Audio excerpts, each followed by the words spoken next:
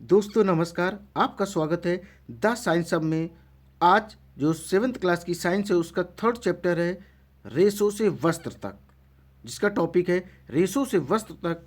इस चैप्टर में मैं आपको बताऊंगा ऊन कैसे प्राप्त होती है और रेशम कैसे प्राप्त होती है। तो सबसे पहले हम आपको बता दें रेशे क्या होते हैं। रेशे धागे की सबसे छोटी लड़ी होती है। और जानते हो रेशे क्या होते हैं? जंतुओं से प्राप्त किए जाने वाले रेशों को ही जांतव रेशे कहते हैं।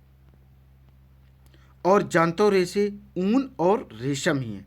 क्या हैं? ऊन और रेशम। ऊन देख लीजिए हमें कैसे प्राप्त होता है। भेड़, बकरी, याक और कुछ अन्य जंतुओं से ऊन प्राप्त की जाती है। ऊन प्रदान करने वाले इन जंतुओं के शरीर बालों से ढके होते हैं। क्या आप जानते हैं कि इन जंतुओं के आवरण पर बालों की कुछ मोटी परत क्यों होती है? बालों के बीच अधिक मात्रा में वायु आसानी से भर जाती है। वायु ऊष्मा की कुचालक होती है। अब देखिए, बाल इन जंतुओं को गर्म रखते हैं। ऊन इन रोएदार रेशों से प्राप्त की जाती है, जैसा कि चित्र 3.1 में दिया गया है। घने बालों वाली भेड़। अब देखिए, ऊन भी दो प्रकार की होती है। एक सख्त होती है और एक क्या होती है? मुलायम होती है। जो तंत्र रूपी मुलायम होती है उसे कर्तित ऊन कहते हैं। और भेड़ों की कुछ नस्लों में केवल तंतु रूपी मुलायम बाल ही होते हैं। इनके जनकों का विशेष रूप से ऐसी भेड़ों को जन्म देने के लिए चयन किया जाता है जिनके शरीर पर सिर्फ मुलायम बाल हों। तंतु रूपी बालों जैसे विशेष गुणयुक्त भेड़ें उत्पन्न करने के लिए जनकों के चयन की क्रिया को हम वर्णात्मक प्रजनन भी कहते हैं। अब देखते हैं ऊन प्रदान करने वाले जंतु। देखिए, ऊन प्रदान करने वाले जंतु कौन कौन से हैं। देखिए, इसमें भेड़ों की चर्चा ही एकमात्र ये स्रोत नहीं होता। इसके अलावा हमें कहाँ कहाँ से, जैसे याक से भी प्राप्त होता है। और याक कहाँ फेमस है? इसका जो ऊन है वह तिब्बत और लद्दाख में बहुत ज़्यादा फेमस यानी कि प्रचलित है। लद्दाख यानी कि ये देखिए, याक हम आपको दिखाते हैं, चित्र 3.2। याक याक का जो ऊन है कहाँ पर फेमस है? वह तिब्बत और लद्दाख में फेमस है। और देखिए, हम आपको बताते बकरी के बालों से भी ऊन प्राप्त की जाती है। अंगोरा ऊन को अंगोरा नस्ल की बकरियों से प्राप्त किया जाता है, जो जम्मू एवं कश्मीर के पहाड़ी क्षेत्रों में पाई जाती है। और ये कश्मीरी बकरी की त्वचा के निकट मुलायम बाल यानी कि फर होते हैं। इनसे बेहतरीन शॉल बनाई जाती है। इन्हें हम पश्मीना शॉले भी कहते हैं। देखिए, चित्र 3.3 अंगोरा बकरी। और दूसरी एक नॉर्मल बकरी का भी चित्र दिया गया 3.4 में। यह चित्र 3.5 देखिए। ऊंट के भी बालों से हम ऊन प्राप्त करते हैं। दक्षिण अमेरिका में पाए जाने वाले लामा और अल्पेका से भी ऊन प्राप्त करते। देखिए, लामा और अल्पेका। चित्र 3.6 लामा का चित्र है, 3.7 अल्पेका। इनसे भी हम ऊन प्राप्त करते हैं। अब देखिए, क्रियाकलाप 3.2 में क्या दिया गया। हमें ऊन इकट्ठा करनी यानी कि और फिर उनमें हमें वेरीफाई करना, क्लियर करना, कौन बकरी का है, कौन ऊँट का है, कौन याक का है। इन सबको हमें क्लियर करना है। ये चीज़ इसमें दिखाई गई है। अब देखते हैं क्रियाकलाप 3.3। भारत और विश्व के मानचित्र लेना है, फिर उसमें चिन्हित करना है कि जानवर किस क्षेत्र में पाए जाते हैं जिनसे हम ऊन प्राप्त करते हैं। अब देखते हैं बहुत अहम टॉपिक, रेशों से ऊन तक। ऊन प्राप्त करने के लिए भेड़ों को पाला जाता है। हम सभी लोग जानते हैं कि भेड़ पालते हैं, उनसे हमें ऊन भी प्राप्त होता है। उनके बालों को काट कर और फिर उन्हें संसाधित करके ऊन बनाई जाती है। इस क्रम के लिए बारे में हम जानकारी लेते हैं विस्तार से। देखिए, भेड़ पालन और प्रजनन। यदि आप जम्मू और कश्मीर, हिमालय प्रदेश, उत्तराखंड, अरुणाचल प्रदेश और सिक्किम के पहाड़ी क्षेत्रों अथवा हरियाणा, पंजाब, राजस्थान और गुजरात के मैदानों की यात्रा करें तो आप गड़रियों को भेड़ों के झुंडों को चराने के लिए ले जाते हुए देख सकते हैं। भेड़ जो होती है वह शाकाहारी होती है, वह घास और पत्तियां ही खाती है। भेड़ पालक यानी कि भेड़ पालने वाले उन्हें हरे चारे के अतिरिक्त दालें, मक्का, ज्वार, खली और खनिज भी खिलाते हैं। सर्दियों में भेड़ों को घरों के अंदर रखा जाता है और उन्हें पत्तियां, अनाज और सूखा चारा भी खिलाया जाता है। अब देखते हैं, हम आपको बताते हैं, और हम इनसे ऊन निकालते हैं और ऊन का प्रयोग क्या करते हैं, स्वेटर बनाने के लिए शालों के रूप में भी इस्तेमाल करते हैं। देखिए, भेड़ों की कुछ नस्लों के शरीर पर बालों की घनी परत होती है, जिससे बड़ी मात्रा में अच्छी गुणवत्ता की ऊन प्राप्त होती है। जैसा कि पहले बताया गया है, इन भेड़ों को हम क्या कहते हैं, वर्णात्मक प्रजनन द्वारा ही इन्हें उत्पन्न किया जाता है, जिनमें से एक जनक किसी अच्छी नस्ल की भेड़ की होती है। जब पाली गई भेड़ के शरीर पर बालों की घनी वृद्धि हो जाती है, तो ऊन प्राप्त करने के लिए उसके बालों को काट लिया जाता है। अब देखते हैं रेशों को ऊन में संसाधित करना। स्वेटर बुनने अथवा शॉल बनाने के लिए उपयोग की जाने वाली एक ऊन लंबी प्रक्रिया द्वारा हमें प्राप्त होती है। अब इसके काफ़ी चरण दिए गए, वो हम आपको दिखाते हैं। उसके पहले आपको हम दिखाते हैं सारणी 3.1, भेड़ों की कुछ भारतीय नस्लें। देखिए, नस्ल का नाम, ऊन की गुणवत्ता, राज्य जहाँ ये पाई जाती है, लोही नस्ल, ये अच्छी गुणवत्ता की ऊन प्रदान करती, यह राजस्थान और पंजाब में मिलती है। अब आते हैं नस्ल रामपुर बुशायर, यह इसकी ऊन की गुणवत्ता कैसी होती है, भूरी ऊन होती है, यह उत्तर प्रदेश और हिमाचल प्रदेश में मिलती है। अब आते हैं नाली या नली, यह ऊन की गुणवत्ता कैसी होती है, गलीचे की ऊन, यह राजस्थान, हरियाणा, पंजाब। अब आइए बाखरवाल, ऊनी शॉल के लिए फेमस है, यह मिलती कौन से राज्य में, जम्मू और कश्मीर। अब देखते हैं मारवाड़ी, तो इसमें क्या होती है, मोटी रूक्ष ऊन होती है, जो हमें गुजरात से ये हमें भेड़ें मिलती हैं। अब देखते हैं पाटनवाड़ी, पाटनवाड़ी होजरी के लिए फेमस है, यह हमें गुजरात में मिलती है। अब देखते हैं पहला चरण क्या है, रेशों को ऊन में संसाधित करने का। भेड़ के बालों को त्वचा की पतली परत के साथ शरीर से उतार लिया जाता है। इस क्रिया को हम ऊन की कटाई कहते हैं। क्या कहते हैं, ऊन की कटाई इसे हम कहते हैं। ठीक है, और हम इसको जब हटाते हैं तो वो मौसम कैसा होना चाहिए, वो मौसम ऐसा होना चाहिए ताकि भेड़ों को कोई प्रॉब्लम ना हो। बालों को गर्मी के मौसम में काटा जाता है ताकि भीड़ बालों के सुरक्षात्मक आवरण के न रहने पर भी जीवित रह सकें। बाल ऊनी रेशों से प्रदान करते हैं। इन्हीं ऊनी रेशों को हम क्या कहते हैं, हम बताते हैं, इन्हीं ऊनी रेशों को हम संसाधित करके ऊन का धागा बनाते हैं। ओके, अब देखते हैं चरण दूसरा। त्वचा सहित उतारे गए बालों को टंकियों में डालकर अच्छी तरह से धोया जाता है, जिससे उनकी सफाई हो जाती है, और इसे हम अभिमार्जन कहते हैं।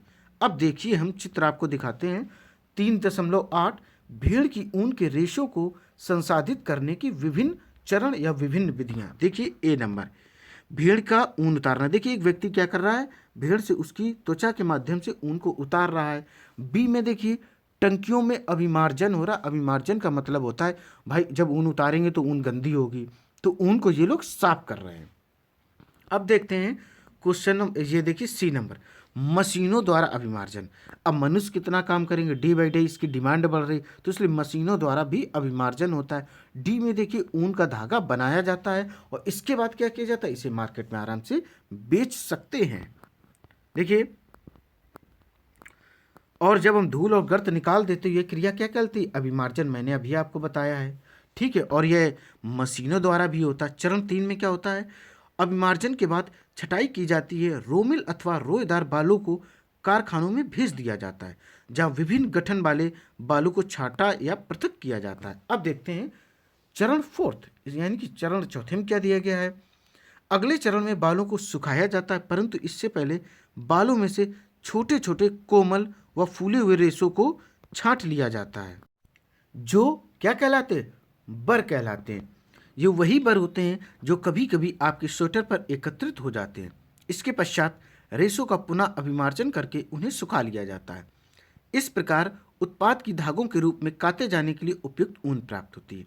अब देखते हैं चरण 5, रेशों की विभिन्न रंगों में रंगाई की जाती। आपने मार्केट में देखे होंगे, रेड, ब्लैक, ब्राउन, ग्रीन, विभिन्न प्रकार के ऊन आपको अवेलेबल होते हैं।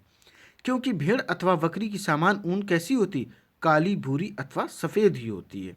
अब देखते हैं चरण 6, यानी कि अंतिम चरण को रीलिंग कहते हैं। अब रेशों को सीधा करके सुलझाया जाता है और फिर लपेट कर उनसे धागे बनाए जाते हैं। फिर इनको क्या कर देते हैं, फिर इनको हम मार्केट में आराम से बेच देते हैं। अब देखिए, आपको हम बताते हैं रेशम। रेशम क्या होता है? आपने सुना होगा कि वो रेशम की साड़ी है, वो रेशम के कपड़े हैं, और रेशम के कपड़े आम कपड़ों से भी अधिक महंगे होते हैं। अब पढ़ते हैं रेशम के बारे में। रेशम, सिल्क, रेशे भी जांतव रेशे यानी कि जानवरों से प्राप्त होते, जंतु से प्राप्त होते। रेशम के कीट रेशम के फाइबरों को बनाते हैं। रेशम प्राप्त करने के लिए रेशम के कीटों को पालना रेशम कीट पालन या सेरीकल्चर कहते हैं इंग्लिश में। अब देखते हैं रेशम कीट का जीवन चक्र। जीवन चक्र के पहले हम आपको थोड़ी सी स्टोरी बता दें कि रेशम की खोज कैसे हुई। देखो, इसके बारे में पुख्ता सबूत तो नहीं है ये कहाँ से मिला, बट एक थोड़ी सी छोटी सी बात बता दें। भारत में रेशम उत्पादन में संबंध विभिन्न प्रकार के उद्योगों में महिलाओं की भूमिका महत्वपूर्ण है। रेशम कीट के पालन, कोकूनों में से रेशम को निकालने और कच्चे रेशम से वस्त्र निर्माण आदि कार्य अधिकता महिलाओं द्वारा ही किया जाता है। अपने उद्यम द्वारा वे राष्ट्र की अर्थव्यवस्था में योगदान देती। रेशम उत्पादन में चीन विश्व में पहले स्थान पर है। भारत भी प्रमुख रेशम उत्पादक देशों में गिना जाता है। अब पढ़ते हैं रेशम कीट का जीवन चक्र। मादा रेशम कीट अंडे देती है जिनसे लार्वा निकलते हैं, जो कैटरपिलर, झिल्ली, इल्ली भी बोलते हैं, झिल्ली भी बोलते हैं, या रेशम कीट कहलाते हैं। ये आकार में वृद्धि करते हैं और जब कैटरपिलर अपने जीवन चक्र की अगली व्यवस्था में प्रवेश करने के लिए तैयार हो जाते हैं तो ये प्यूपा या कोशित कहलाते हैं, जो अपने इर्द गिर्द एक जाल बुन लेते हैं। यह जाल उसे अपने स्थान में बने रहने में सहायता करता है। फिर यह अंग्रेजी संख्या यानी 8 यानी 8 के रूप में अपने सिर को एक दूसरे से मिला लेते हैं।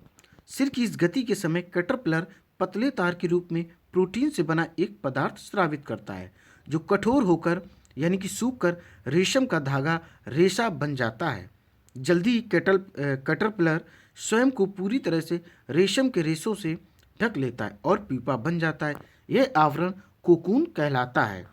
कीट का इसके आगे का विकास कोकून के भीतर होता है, वो हम आपको चित्र में अभी दिखाएंगे।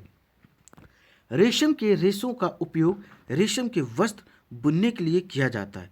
क्या आप कल्पना कर सकते हैं कि रेशम का मृदु रेशा सूत्र स्टील के तार कितना मजबूत हो सकता है? अब देखिए चित्र आपको हम दिखाते हैं 3.9 ए से एफ तक दिए गए रेशम कीट का जीवन चक्र। देखिए, ए नंबर में एक नर है, बी में मादा है, और सी में क्या, शहतूत की पत्ती पर अंडे दिए। अब डी में क्या, रेशम कीट तैयार है, और ई में क्या, कोकून रेडी हो गया, और एफ में क्या, कोकून में विकासशील आपका कीट हो गया। ओके, अब हम बता दें, देखिए रेशम भी विभिन्न प्रकार के होते हैं। ठीक है, इसमें क्या क्या होते हैं, टसर रेशम, मूगा रेशम, कोसा रेशम या अन्य प्रकार के रेशम भी होते हैं जो हमें रेशम कीटों से प्राप्त होते हैं। जो सबसे सामान्य रेशम कीट है वह है शहतूत रेशम कीट। इस कीट के कोकून से प्राप्त होने वाला रेशम फाइबर मृदु, चमकदार और लचीला होता है। इसे सुंदर रंगों में रंगा जाता है। देखिए, क्रियाकलाप 3.5 में किया दिया गया। हमें विभिन्न प्रकार की रेशम एकत्रित करनी है, जैसे टसर रेशम, एरी रेशम, मूंगा रेशम आदि। फिर इनकी हमें पहचान करनी है, फिर इनके बारे में चेक करना है ये किस प्रकार की रेशम है, कौन कौन सी रेशम है। अब देखते हैं क्या हमें दिया गया क्रियाकलाप 3.6 में। इसमें हमें रेशम का धागा लेना और एक कृत्रिम रेशम लेना है या कृत्रिम धागा लेना है। उन दोनों को जलाना है, फिर दोनों में अंतर को समझना है, उनकी खुशबू कैसी है, दुर्गंध कैसी है, दोनों में क्या क्या अंतर होता है। अब देखते हैं क्रियाकलाप 3.7। इसमें क्या करना है कि हमें इसमें ये देखना है कि रेशम कीट के जो जीवन चक्र है उसके बारे में हम क्या जानते हैं। देखिए, डायरेक्ट आपको हम चित्र दिखाते हैं। 3.10 रेशम कृमि पालन। देखिए, ए में क्या होता, मादा रेशम कीट तथा उसके अंडे। क्या है, मादा रेशम कीट तथा उसके अंडे। अब देखिए ये होगा किस पर, शहतूत का वृक्ष आप लोगों ने देखा होगा और बचपन में सभी लोगों ने शहतूत खाए भी होंगे। अब देखिए शहतूत की पत्ती हो गई। फिर क्या हुआ, सी नंबर पे शहतूत की पत्तियों को खाते हुए लार्वा यानी कि कैटरपिलर रेशम कृमि। डी में क्या है, कोकून तैयार हो गए। इस तरीके से ये काम हो जाता है। ठीक है, यह कहलाता है रेशम कीट पालन। क्या कहलाता है, रेशम कीट पालन। 25 से 30 दिन में कोकून तैयार हो जाता है। अब बात करें रेशम की खोज। इसके बारे में विशेष जानकारी नहीं है, बट एक प्राचीन चीनी किंवदंती, यानी कि इनके अनुसार क्या था कि यहाँ के एक सम्राट थे हुआंग टी और उनकी एक साम्राज्ञी थी यानी कि वाइफ थी सी लुंगची। इन्होंने अपने बगीचे में उगते हुए सहतूत के वृक्षों की पत्तियों के क्षतिग्रस्त होने का कारण पता लगाया। फिर उन्होंने उसमें देखा कि एक जालीनुमा या जालनुमा कुछ धागे पाए जाते हैं।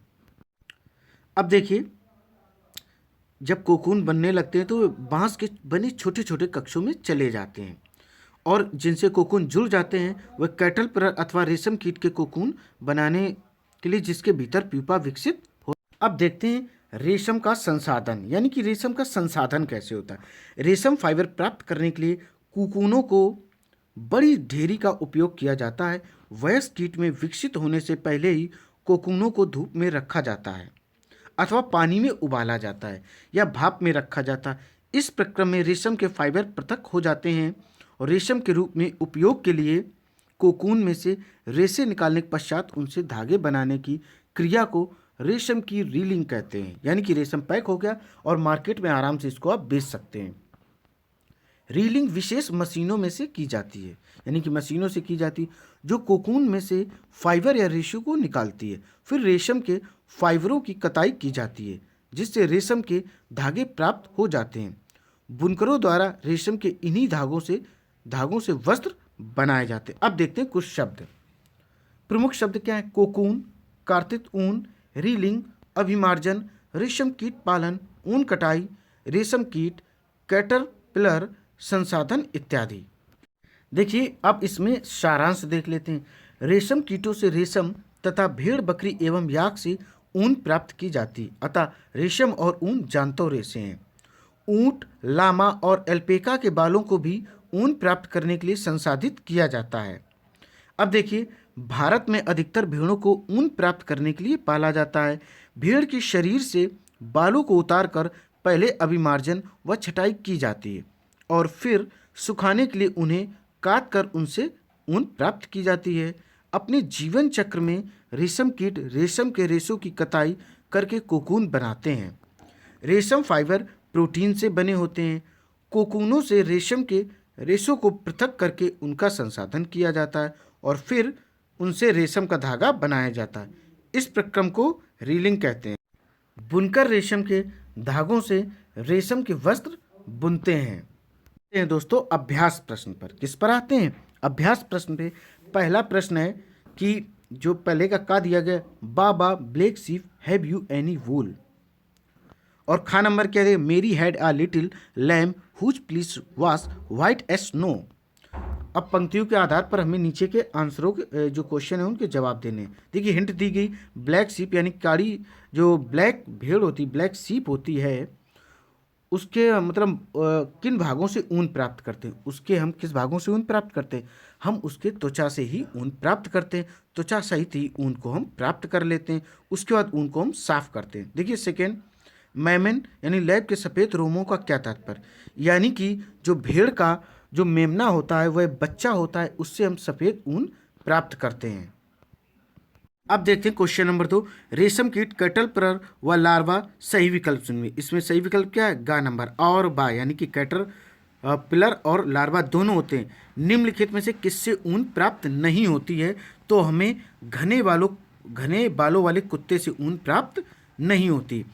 निम्नलिखित शब्दों का क्या अर्थ है? क्वेश्चन नंबर 4 है, तो पालन क्या होता है कि हम ऊन गाय भैंस बकरी का पालन करते हैं, उनसे हमें ऊन प्राप्त होती, दूध प्राप्त होता, मांस प्राप्त होता है, और यह हम पशुधन भी इनको हम कह सकते हैं। ऊन की कटाई क्या होता है कि हमने जैसे ऊन का पालन किया, उससे हम क्या करेंगे? ऊन प्राप्त करेंगे और उसे हम कटाई करेंगे, साफ़ सुथरा करेंगे, और जब उससे हमें ऊन प्राप्त हो जाएगी और उसे मार्केट में बेचेंगे। अब बात करते हैं रेशम कीट। रेशम कीट क्या होता है? रेशम कीट यानी कि रेशम हम पालते हैं और उनका हम पालन करते हैं जिससे हमें क्या प्राप्त हो सके? रेशम प्राप्त हो सके।